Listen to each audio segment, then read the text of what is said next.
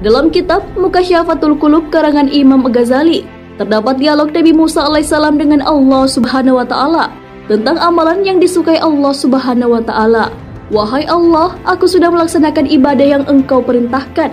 Manakah di antara ibadahku yang Engkau senangi? Apakah salatku? Allah Subhanahu wa taala kemudian menjawab, salatmu itu hanya untukmu sendiri, karena salat membuat engkau terpelihara dari perbuatan keji dan mungkar. Nabi Musa alaihissalam pun bertanya lagi, apakah Allah menyukai zikir yang dilakukan Nabi Musa alaihissalam? Allah pun menjawab, zikirmu itu untuk dirimu sendiri, karena zikir membuat hatimu menjadi tenang. Nabi Musa alaihissalam pun terus menggali informasi mengenai amalan yang disenangi oleh Allah Subhanahu wa taala dan mengatakan, apakah puasaku?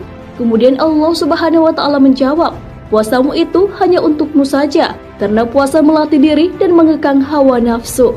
Tak sampai di situ, Nabi Musa alaihissalam masih bertanya, lalu ibadah apa yang membuat engkau senang ya Allah? Allah pun menjawab, sedekah. Tak kala engkau membahagiakan orang yang sedang kesusahan dengan sedekah, sesungguhnya aku berada di sampingnya. Dari dialog tersebut, ibadah-ibadah seperti sholat, puasa, dan zikir tidak menjamin Allah senang kepada kita, walaupun pahalanya tinggi. Ibadah-ibadah tersebut hanya berdampak bagi diri sendiri, tapi tidak berdampak kepada orang lain.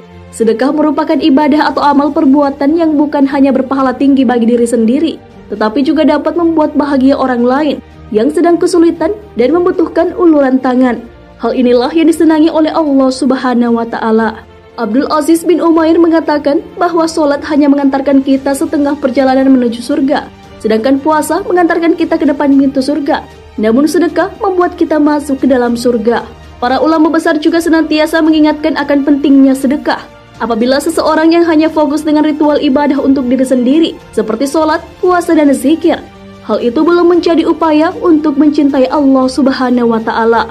Seseorang yang hanya fokus dengan ibadah yang bermanfaat untuk dirinya sendiri, belum memenuhi syarat untuk masuk ke surga.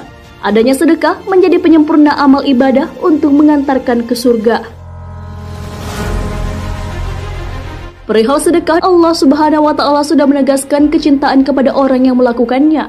Hal ini sesuai dengan firman Allah Subhanahu wa taala, sedekah, infak, zakat, dan perbuatan baikmu, itulah yang membuat aku senang, karena tak kala engkau membahagiakan orang yang sedang susah, aku hadir di sampingnya, dan aku akan menggantinya dengan ganjaran 700 kali lipat. Quran Surah Al-Baqarah ayat 261 hingga 262.